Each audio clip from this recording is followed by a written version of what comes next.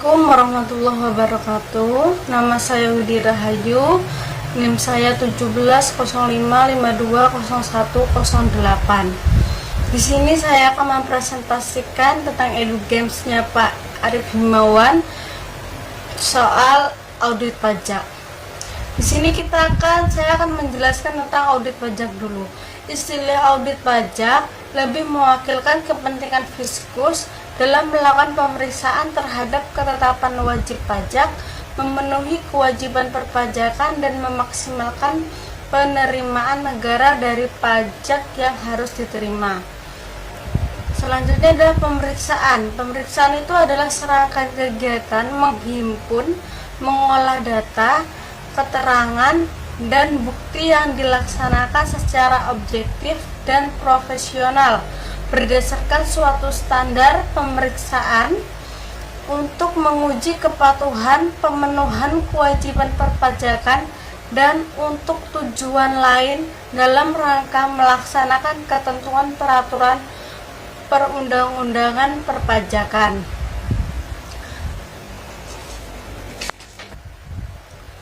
Selanjutnya, audit pajak yang akan kita bahas lebih pada kepentingan evaluasi internal terhadap bagaimana perusahaan mengelola kewajiban perpajakan dengan efektif dan efisien, sehingga optimalisasi penggunaan sumber daya dalam pemenuhan kewajiban perpajakan dapat tercapai. Maka dari itu, penilaian terhadap kemampuan perusahaan dalam mengelola kewajiban perpajakan menjadi sangat penting dan strategis dalam operasi perusahaan ekonomis efisien, efektif dalam mencapai tujuannya.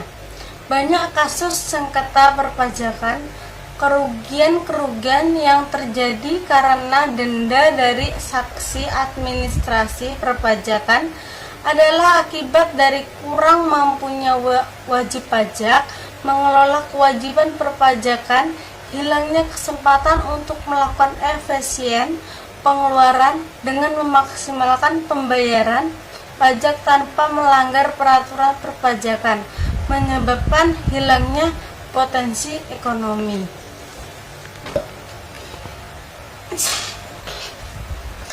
Tujuan audit perpajakan adalah untuk menguji kepatuhan wajib pajak dalam hal yang pertama, SPT lebih bayar termasuk yang telah diberikan pengembalian pendahuluan pajak. Yang kedua adalah SPT rugi. Yang ketiga, SPT tidak atau terlambat disampaikan. Yang keempat, melakukan penggabungan, peleburan, pemekaran, likuidasi, pembubaran, akan meninggalkan Indonesia untuk selama-lamanya. Yang kelima, menyampaikan SPT yang memenuhi kriteria seleksi berdasarkan hasil analisis atau risk-based Yang kelima, menyampaikan SPT yang memenuhi kriteria seleksi berdasarkan hasil analisis atau risk-based selection, mengidentifikasi adanya kewajiban perpajakan wajib pajak yang tidak dipenuhi sesuai dengan ketentuan perundang-undangan perpajakan. Audit perpajakan menyangkut peranan penting atau penilaian tentang ada 3. Yang pertama, kebijakan perpajakan yang ditetapkan perusahaan yang biasanya terintegrasi dengan kebijakan operasional dan kebijakan akuntansinya. Yang kedua, aplikasi manajemen pajak yang mengelola transaksi perpajakan perusahaan untuk meminimalisirkan pembayaran pajak tanpa melanggar ketentuan dan peraturan perpajakan yang berlaku. Yang ketiga, pelaksanaan menyeluruh terhadap kewajiban perpajakan yang diatur dalam undang-undang dan peraturan perpajakan yang secara umum menyangkut pemungutan, pemotongan, perhitungan, penyetoran, dan pelaporan pajak, baik pajak penghasilan, pajak pertambahan, nilai maupun pajak-pajak lainnya. Tujuan dari audit perpajakan ini adalah untuk melakukan evaluasi secara menyeluruh terhadap pengelolaan kewajiban perpajakan perusahaan yang meliputi penilaian terhadap hal-hal. Yang pertama, ketetapan kebijakan perpajakan yang ditetapkan perusahaan dan kemampuan dalam memberikan panduan untuk pengelolaan kewajiban perpajakan yang efektif dan efisien. Yang kedua, kemampuan meminimalkan konsekuensi perpajakan dari transaksi yang terjadi di perusahaan tersebut. Yang itu ada beberapa macam, ada dua macam. Yang pertama adalah memaksimalkan biaya fiskal dalam setiap pengeluaran perusahaan. Yang kedua adalah meminimalkan pendapatan fiskal dalam setiap penerimaan perusahaan. Selanjutnya yang ketiga, kemampuan perusahaan dalam menaati ketentuan dan peraturan perpajakan. Itu ada 3 macam. Yang pertama, melakukan pemungutan atau pemotongan seluruh pajak yang harus dilakukan. Yang kedua, melakukan perhitungan pajak yang benar. Yang ketiga, menyetor dana melaporkan seluruh kewajiban perpajakan dengan benar dan tepat waktu. Dari efisiensi pembayaran pajak atau ruang lingkupnya itu ada 2 macam. Yang pertama dari segi efisiensi pembayaran pajak, dan dari aspek ketaatan audit melakukan penilaian terhadap ketaatan perpajakan. Dari segi efisiensi pembayaran pajak itu ada 2. Yang pertama, meminimalkan penghasilan kena pajak atau taxable revenue. Yang kedua, memaksimalkan deductible expense. Dan yang kedua itu ada yang dari aspek ketaatan audit melakukan penilaian terhadap ketaatan perpajakan. Itu ada 4 macam. Yang pertama, pemungutan dan pemotongan pajak. Yang kedua, perhitungan pajak dengan benar. Yang ketiga, penyetoran pajak tepat waktu. Yang keempat, pelaporan pajak secara lengkap dan tepat waktu.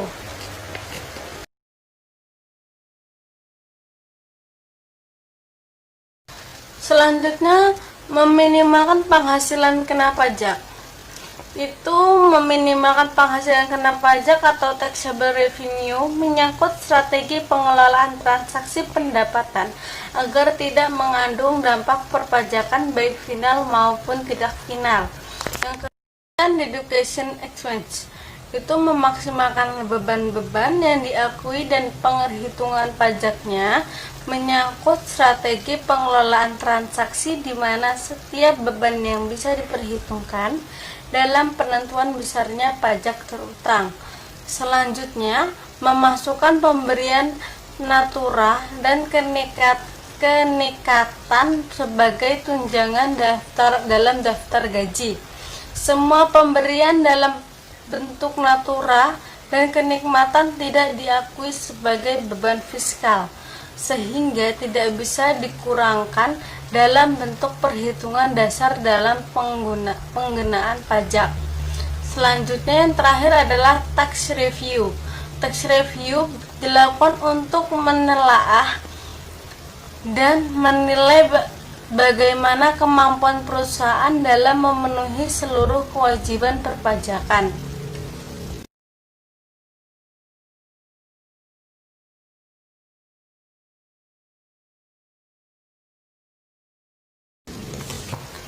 Selanjutnya kita akan membahas hak-hak wajib pajak. Wajib pajak dapat memperpanjang jangka waktu penyampaian surat pemberitahuan pajak penghasilan sebagaimana dimaksud pada ayat 3 untuk paling lama 2 bulan dengan cara menyampaikan pemberitahuan secara tertulis atau dengan cara lain sebagai Direktorat Jenderal Pajak yang tentunya diatur dengan berdasarkan Peraturan Menteri Keuangan Pasal 3 Ayat 4. Wajib pajak dengan kemauan sendiri dapat membetulkan surat pemberitahuan yang telah disampaikan dengan menyampaikan pernyataan tertulis dengan syarat Direktur Jenderal Pajak belum melakukan tindakan pemeriksaan. Itu menurut pasal 8 ayat 1. Selanjutnya kita akan membahas audit atas PPh pasal 21. PPh 21 adalah pajak atas penghasilan berupa gaji, upah, honorarium, tunjangan, dan pembayaran lain dengan nama dan dalam bentuk apapun sehubungan dengan pekerjaan atau jabatan, jasa, kegiatan yang dilakukan oleh orang pribadi subjek dalam negeri. Untuk menghindari terjadinya kesalahan baik dalam perhitungan, pemotongan, penyetoran maupun pelaporannya, internal audit perpajakan harus memastikan bahwa data-data karyawan yang dihitung perpajakannya adalah data yang terbaru. Penerapan tarif PTKP dan tarif pajaknya serta pengisian SPT-nya harus akurat. Penyetoran dan pelaporan pajak tidak terlambat. Ada 3 metode perhitungan PPh pasal 21.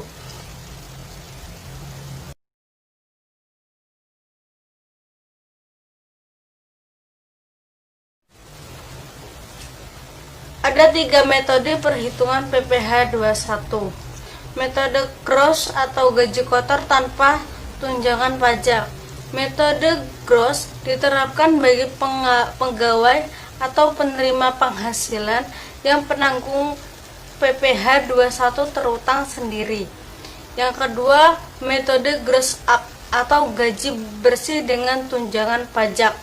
Itu metode gross up diterapkan bagi karyawan atau penerima penghasilan yang diberikan tunjangan pajak.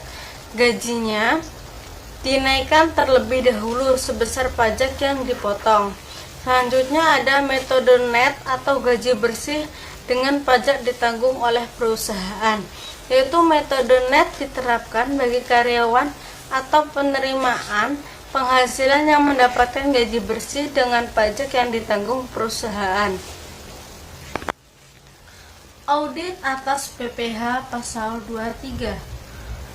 Pasal 23, penghasilan dengan nama dan dalam bentuk apapun yang dibayarkan disediakan untuk dibayarkan atau lebih setelah jatuh tempo pembayarannya oleh badan pemerintahan, subjek pajak dalam negeri, penyelenggaraan kegiatan, bentuk usaha tetap atau perwakilan perusahaan luar negeri lainnya kepada wajib pajak dalam negeri atau BUT. Sebagai pemotong wajib pajak, harus menerbitkan bukti potong yang sesuai dengan objek pemotongannya dan menyerahkan kepada wajib pajak yang dipotong. Sebagai pihak yang dipotong, wajib pajak harus mendapatkan bukti potong yang akan digunakan sebagai bukti untuk mengkreditkan pajak terutang pada saat dibuat laporan pajak akhir tahun. Selanjutnya, untuk menghindari terjadinya perbedaan antara objek pajak pada SPT masa PPh 23 dengan biaya-biaya yang menjadi objek pajak pemotongan PPh 23, perusahaan harus melakukan penyetoran antara biaya-biaya objek pemotongan PPh 23 yang dibuat dalam rekening tersendiri dengan objek pajak dalam SPT masa PPh 23. Pasal 23, saya juga akan menjelaskan tentang bagaimana dalam wajib pajak menerima atau memperoleh penghasilan tidak memiliki NPWP, besarnya tarif pemotongan adalah lebih tinggi 100% daripada tarif yang seharusnya. Orang pribadi sebagai wajib pajak dalam negeri dapat ditunjuk oleh Direktur Jenderal Pajak untuk pemotongan pajak sebagaimana ketentuan yang berlaku. Pemotongan pajak sebagaimana dimaksud tidak dilakukan atas yang pertama, penghasilan yang dibayar adalah terutang kepada bank. Yang kedua, sewa yang dibayarkan atau terutang sehubungan dengan sewa guna usaha dengan hak opsi. Yang ketiga, dividen sebagaimana dimaksud dalam pasal 4 ayat 3 huruf F dan dividen yang diterima oleh orang pribadi sebagaimana dimaksud dalam pasal 17 ayat 2C. Yang keempat, bagian laba dimaksud sebagaimana dimaksud dalam pasal 4 ayat 3 huruf I. Yang kelima, sisa hasil usaha koperasi yang dibayarkan oleh koperasi kepada anggotanya. Yang kelima, sisa hasil usaha koperasi yang dibayarkan oleh koperasi kepada anggotanya. Yang keenam, penghasilan yang dibayar atau terutang kepada badan usaha atas jasa keuangan yang berfungsi sebagai penyalur pinjaman atau pembiayaan yang diatur dengan Menteri Keuangan. Sebagai wajib pajak harus menerbitkan bukti potong yang cukup sesuai dengan objek pemotongannya dan penyerahannya kepada wajib pajak yang dipotong. Penyetoran PPh pasal 23 oleh pemotong pajak harus dilakukan paling lama tanggal 10 bulan berikutnya, dan atas pelaporannya paling lama 20 hari setelah masa pajak berakhir. Sebagai pihak yang dipungut PPh 23, wajib pajak harus mendapatkan bukti pungut dari pemungut yang akan digunakan sebagai bukti pada saat mengkreditkan pajak terutang pada saat dibuat laporan pajak akhir tahun. Untuk menghindari terjadinya objek pemotongan PPh 23 tersebut, perusahaan harus melakukan penyetaraan antara lain biaya-biaya yang merupakan objek pemotongan PPh 23 yang seharusnya dibuat dalam rekening-rekening tersendiri oleh dengan objek pajak pada SPT pada PPh 23. Hal ini sangat bermanfaat dalam menyelaraskan hubungan antara SPT masa PPh dengan laporan laba rugi interim yang dibuat perusahaan. Jika masih terdapat perbedaan sebelum SPT masa dilaporkan, harus dicari penyebabnya. Apakah pemotongan pajak dilakukan pada saat pengakuan prepaid expense atau terdapat pengakuan provisi biaya atau accrued expense yang belum menimbulkan kewajiban pemotongan pajak. Atas perbedaan-perbedaan ini yang disiapkan data dan penjelasan yang memadai, dan jika perlu dilakukan perbaikan terlebih dahulu sebelum SPT dilaporkan, sehingga pada saat terjadi pemeriksaan atas masalah ini, perusahaan telah memiliki data dan penjelasan yang memadai untuk disampaikan kepada petugas pajak yang melakukan pemeriksaan. Program audit untuk audit PPh 22 dan 23 disajikan pada tabel berikut. Juga akan menjelaskan atas penghasilan tersebut dengan nama dan dalam bentuk apapun yang dibayarkan, disediakan untuk dibayarkan, atau telah jatuh tempo pembayarannya oleh badan pemerintah, subjek pajak dalam negeri, penyelenggaraan kegiatan, bentuk usaha tetap atau perwakilan perusahaan luar negeri kepada wajib pajak dalam negeri atau bentuk usaha tetap, dipotong pajak oleh pihak wajib pajak yang dibayarkan. Yang pertama, sebesar 15% dengan dari jumlah bruto atas A dividen yang dimaksud dalam pasal 4 ayat 1 huruf G. Yang kedua, B bunga sebagaimana dimaksud dalam pasal 4 ayat 1 huruf F. C royalti. D hadiah, penghargaan bruto dan bonus dan sejenisnya selain dengan yang telah dipotong pajak penghasilan sebagaimana dimaksud dalam pasal 21 ayat 1 huruf E. Yang kedua, sebesar 2% dari jumlah bruto atas A sewa dan penghasilan lain sehubungan dengan penggunaan harta kecuali sewa dan penghasilan lain sehubungan dengan penggunaan harta yang telah dikenai pajak penghasilan sebagai dimaksud dalam pasal 4 ayat 2. Dan B imbalan sehubungan dengan jasa teknik, jasa manajemen, jasa konstruksi, jasa konsultan, jasa dan jenis jasa lainnya jasa yang telah dipotong pajak penghasilan sebagai dimaksud dalam pasal 21.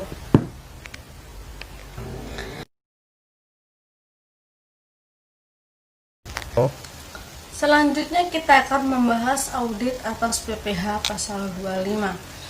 Yang pertama, pajak penghasilan pasal 25 adalah pajak yang dibayarkan secara angsuran. Tujuannya adalah untuk meringkatkan beban wajib pajak, mengingat pajak yang terutang harus dilunasi dalam waktu 1 tahun.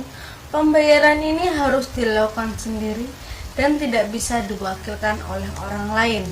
Sesuai peraturan Direktorat Jenderal Pajak nomor PER 22 PJ 2008 pada 21 Mei 2008, pembayaran harus dilakukan dengan membawa surat setoran pajak atau SSP atau dokumen sejenisnya. Apabila wajib pajak terlambat membayar, maka wajib pajak akan dikenakan bunga sebesar 2% per bulan, dihitung dari tanggal jatuh tempo hingga tanggal pembayaran.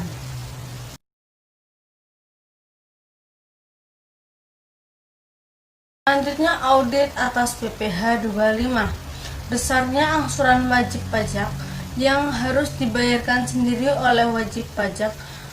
Untuk berbulan-bulan sebelumnya, surat pemberitahuan tahunan PPh disampaikan sebelum batas waktu penyampaian. Surat pemberitahuan tahunan PPh sama dengan besarnya angsuran pajak untuk bulan terakhir wajib pajak tahun lalu.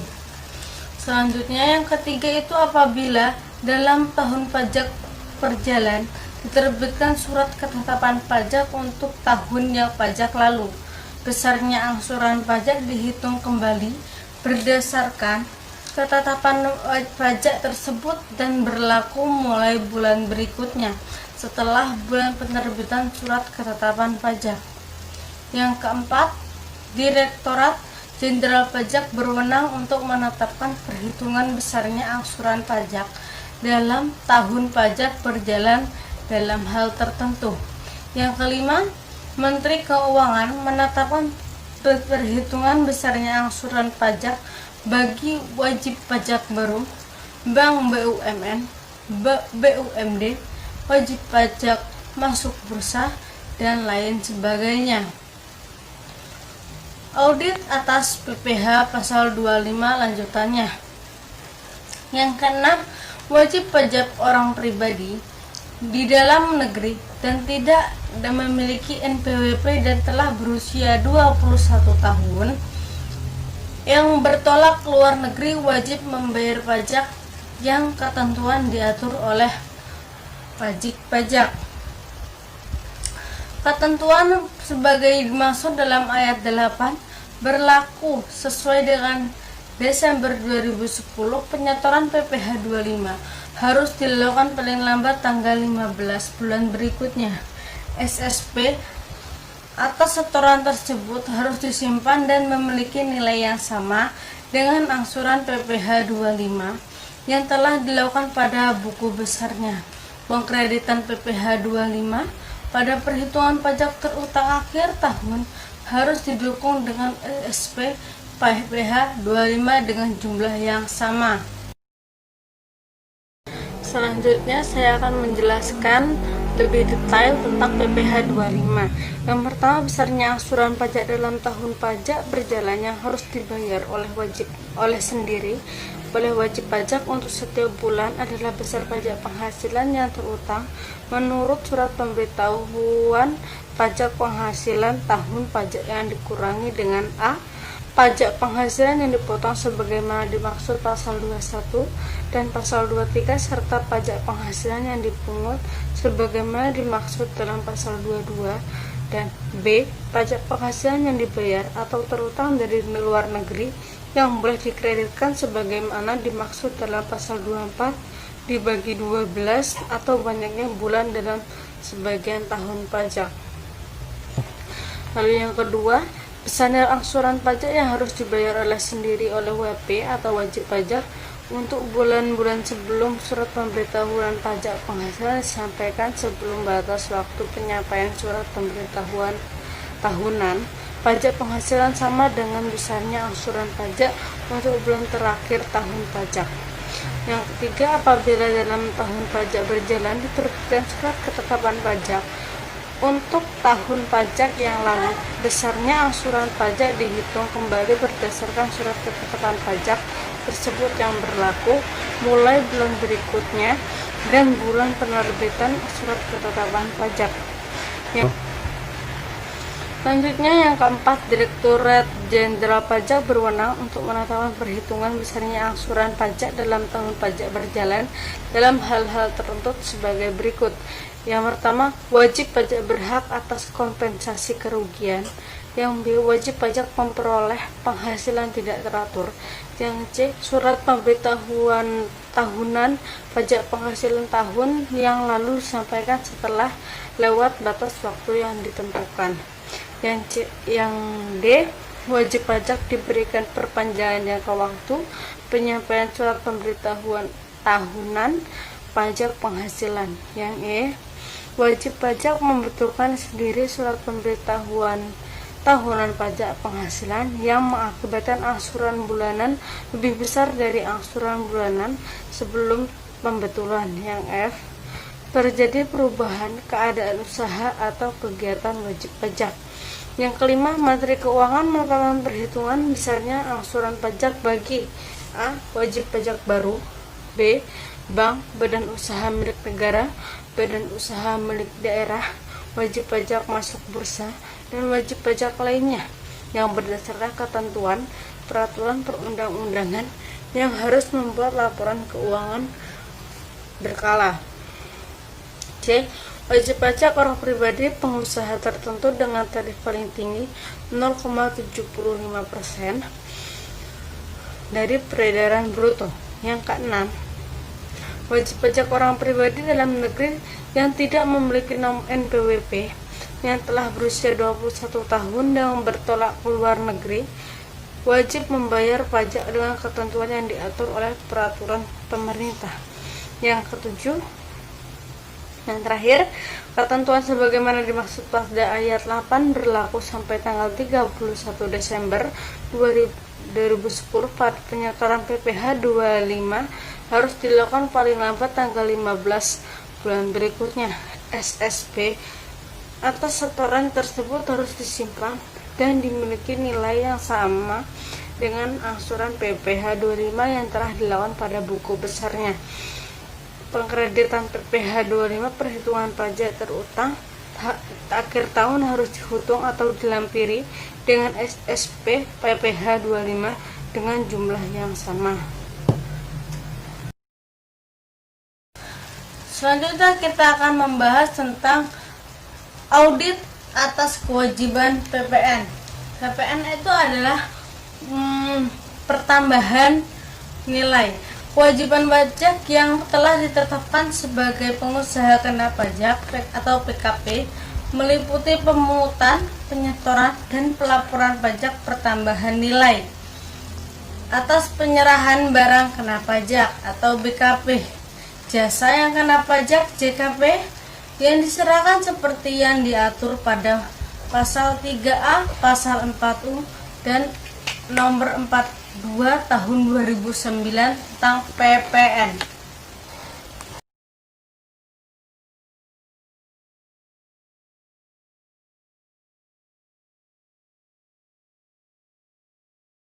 Selanjutnya, pajak masukan dan pajak pengeluaran. Pajak masukan yaitu memaksimalkan PPN masukan yang dapat dikreditkan adalah bagian dari strategi wajib pajak untuk meminimalkan arus kas keluarnya untuk penyetoran PPN. Pajak keluaran meminimalkan arus kas keluar untuk penyetoran PPN juga dapat dilakukan dengan menunda penerbitan faktur pajak terhadap penjualan yang belum diterima pembayarannya dengan menunda pengakuan penjualan sampai akhir bulan berikutnya.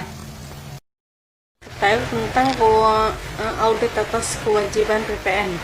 Kewajiban wajib pajak yang telah ditetapkan sebagai pengusaha kena pajak atau PKP meliputi pemungutan, penyetoran, dan pelaporan pajak pertambahan nilai atas penyerahan pajak atau BKP atau jasa kena pajak atau JKP yang diserahkan seperti yang diatur pada pasal 3A ayat 4 UU nomor 42 tahun 2009 tahun PPN. Tentang PPN, yang pertama, pengusaha yang melakukan penyerahan barang kena pajak dalam daerah pabean yang dilakukan oleh pengusaha. B. Impor barang kena pajak. C. Penyerahan jasa kena pajak di dalam daerah pabean yang dilakukan oleh pengusaha. D. Pemanfaatan barang kena pajak tidak berwujud dari luar daerah pabean dalam daerah pabean. E. Pemanfaatan jasa kena pajak dari luar daerah pabean di dalam daerah pabean. F. Ekspor kena pajak berwujud oleh pengusaha kena pajak. F. Ekspor barang kena pajak berwujud oleh pengusaha kena pajak. G. Ekspor barang kena pajak tidak berwujud oleh pengusaha kena pajak. H. Ekspor jasa kena pajak oleh pengusaha kena pajak. Kecuali pengusaha kecil yang ada batasannya yang ditetapkan oleh Menteri Keuangan, wajib melaporkan usahanya untuk dikukuhkan sebagai pengusaha kena pajak dan wajib memungut, menyetor, dan melaporkan pajak pertambahan nilai dan pajak penjualan atas barang mewah yang terutang. Yang kedua, pengusaha kecil dapat memilih untuk dikukuhkan sebagai pengusaha kena pajak. Pengusaha kecil yang memilih untuk dikukuhkan sebagai pengusaha kena pajak wajib melaksanakan ketentuan UU PPN. 3. Orang pribadi atau badan memanfaatkan barang kena pajak tidak berwujud dan luar daerah pabean sebagai dimana dimaksud dalam pasal 4 ayat 1 huruf D, atau yang memanfaatkan jasa kena pajak dari luar daerah pabean sebagaimana dimaksud dalam pasal 4 ayat 1 huruf D, wajib memungut, menyetor, dan melaporkan wajib pajak pertambahan nilai yang terutang yang menghitung dan tata caranya diatur oleh peraturan Menteri Keuangan. Yang keempat, ketentuan mengenai batasan kegiatan dan jenis jasa kena pajak atas ekspor yang dikenai pajak pertambahan nilai diatur dengan Menteri Keuangan. Di samping mewajibkan PKP untuk mengungut PPN atas penyerahan BKP, JKP, UU PPN juga mengecualikan dari pemungutan PPN atas penyerahan BKP atau JKP berikut ini. Yang pertama, jenis barang yang tidak dikenai pajak pertambahan nilai adalah barang tertentu dalam pengelompokan barang. A. Barang hasil pertambangan atau hasil pengeboran yang diambil langsung dari sumbernya. B. Barang kebutuhan pokok yang sangat dibutuhkan oleh rakyat banyak. C.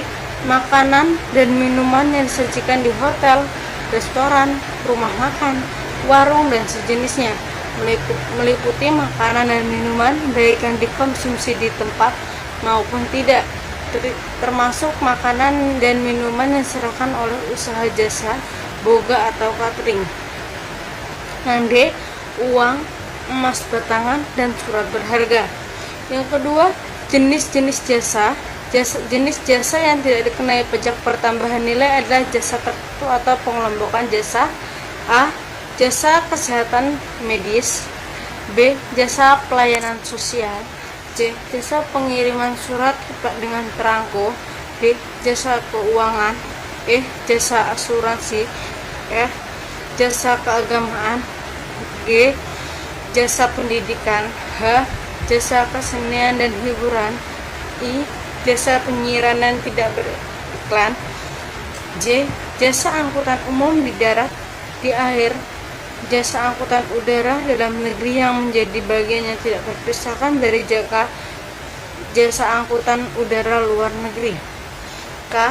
Jasa tenaga kerja. L. Jasa perhotelan. M. Jasa yang disediakan oleh pemerintah dalam rangka menjalankan pemerintahan secara umum.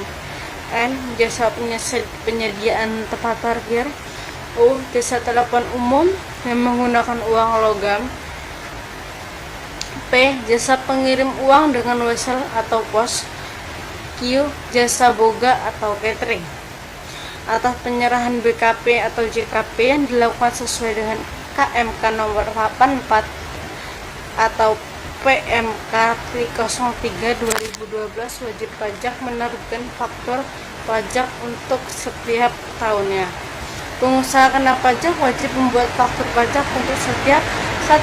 Penyerahan barang kena pajak sebagaimana dimaksud dalam pasal 4 ayat 1 huruf A dan pasal 16 UU pajak penambahan nilai. 2. Penyerahan jasa kena pajak sebagaimana dimaksud dalam pasal 4 ayat 1 huruf C Undang-Undang Pajak Pertambahan Nilai. 3. Ekspor kena pajak berwujud sebagaimana dimaksud dalam pasal 4 ayat 1 huruf F Undang-Undang Pajak Pertambahan Nilai. 4. Ekspor barang kena pajak tidak berwujud sebagaimana dimaksud dalam pasal 4 ayat 1 huruf G Undang-Undang Pajak Pertambahan Nilai. Dan yang terakhir, ekspor jasa kena pajak sebagaimana dimaksud dalam pasal 4 ayat 1 huruf H Undang-Undang Pajak Pertambahan Nilai. Faktur pajaknya harus dibuat pada saat yang pertama, saat penyerahan BKP atau JKP. Yang kedua, saat penerimaan pembayaran dalam hal pembayaran terjadi dalam penyerahan BKP atau sebelum penyerahan JKP. Yang ketiga, saat penerimaan pembayaran termin dan dalam hal penyerahan sebagai tahap pekerjaan. 4. Saat PKP, perekanan penyampaian tagihan kepada bendahara pemerintah sebagai pemungut PPN.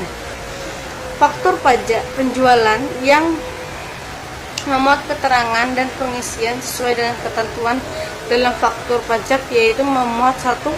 Nama, alamat, NPWP menyerahkan BKP atau JKP. 2. Nama, alamat, NPWP pembeli BKP atau penerima JKP. 3. Jenis barang atau jasa dengan jumlah harga jual, penggantian, dan potongan harga. 4. PPN yang dipungut. 5. PPN BM yang dipungut. 6. Kode, nomor seri, dan tanggal pembuatan faktur pajak. 7. Nama dan tanda tangan yang berhak menandatangani faktur pajak dapat dipersamakan sebagai pajak. Di samping faktur pajak, Peraturan Dirjen Pajak Nomor Per 27 PJ 2011 juga menetapkan beberapa dokumen yang kedudukannya dipersamakan dengan faktur pajak. Dokumen-dokumen tersebut adalah sebagai berikut: ekspor atau BEP yang telah diberikan persetujuan ekspor oleh penjabat yang berwenang dari Direktorat Jenderal Pajak, Jenderal Bea dan Cukai yang dilampiri dengan invoice yang merupakan satu kesatuan yang tidak terpisahkan dengan BEP tersebut. Yang kedua, surat perintah penyerahan pajak atau SPPB yang dibuat dikeluarkan oleh Bulog untuk menyalurkan tepung terigu. Yang ketiga, faktur notabon penyerahan PNBP yang dibuat oleh atau dikeluarkan oleh Pertamina untuk penyerahan bahan bakar minyak atau bukan bahan bakar minyak. Yang keempat, tanda pembayaran atau kwitansi penyerahan jasa telekomunikasi.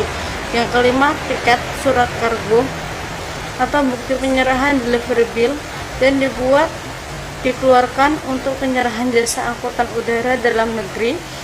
Yang keenam, nota penjualan jasa yang dibuat atau dikeluarkan oleh penyerahan jasa ke pelabuhan. 7. Tanda pembayaran atau kwitansi listrik.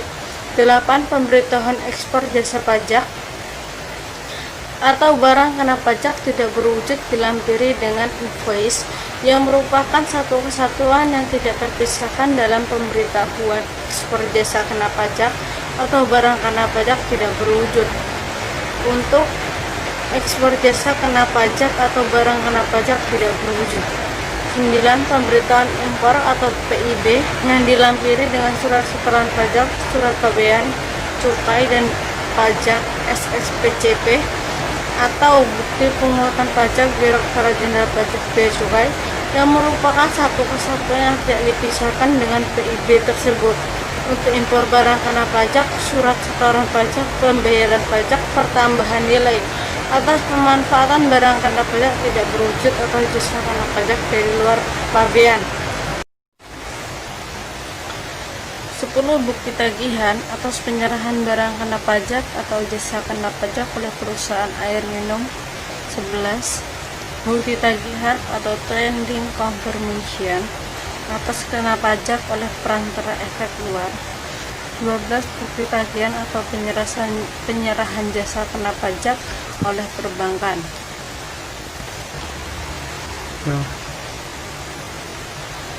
Apabila dalam suatu masa pajak keluaran lebih besar daripada pajak masukan, selisihnya merupakan pajak pertambahan nilai yang harus disetor oleh pengusaha kena pajak. Wajib pajak harus menyetor PPN yang telah dipungut setelah dikompensasikan dengan PPN masukan dan masa yang sama paling lambat tanggal 15 bulan berikutnya, dan harus dilakukan paling lama akhir bulan setelah masa pajak berakhir. Pasal 2 dan Pasal 7 PMK nomor 80 PMK 3 2010. Apabila dalam suatu masa pajak atau masa pajak masukan yang dapat dikreditkan lebih besar daripada pajak keluaran, selisihnya merupakan kelebihan pajak yang dikompensasikan masa pajak berikutnya. Atas kelebihan pajak masukan tersebut dapat diajukan permohonan pengembalian pada akhir tahun buku. Pada masa pajak masukan yang dikreditkan harus mengenal faktur pajak yang memenuhi persyaratan sebagaimana dimaksud dalam Pasal 13 ayat 5 dan ayat 9. Pajak masukan dibayarkan oleh perolehan BKP atau JKP harus dikreditkan dengan pajak keluarannya di tempat pengusaha kena pajak dikukuhkan. Pajak masukan dapat dikreditkan tetapi belum dikreditkan pajak keluaran pada masa pajak yang sama dapat dikreditkan pada masa pajak berikutnya paling lama 3 bulan setelah berakhirnya masa pajak bersangkutan sepanjang belum dibebankan sebagai biaya yang belum dilakukan pemeriksaan pada pasal 9 ayat 9 UU PPN. Memaksimalkan PPN masukan yang dapat dikreditkan adalah bagian dari strategi wajib pajak untuk meminimalkan arus kas keluarnya untuk penyetoran PPN. Maka dari itu, wajib pajak harus memastikan bahwa semua faktur keluarnya pajak atas pembelian yang telah dipungut diterima dan memenuhi syarat yang dikreditkan. Pasal 9 ayat 8 UU PPN, pengkreditan pajak masukan sebagaimana dimaksud dalam pasal 2 ayat 2 yang tidak berlaku bagi pengeluaran untuk A. Perolehan kena pajak atau jasa kena pajak sebelum pengusaha dikukuhkan sebagai pengusaha kena pajak. B. Perolehan pajak kena pajak atau jasa kena pajak yang mempunyai hubungan langsung dengan kegiatan usaha. C. Perolehan pemeliharaan kendaraan bermotor berupa sedan atau station wagon kecuali merupakan barang dagangan atau disewakan. D. Pemanfaatan barang kena pajak tidak berwujud atau pemanfaatan jasa kena pajak dari luar daerah pabean sebelum pengusaha dikukuhkan sebagai pengusaha kena pajak.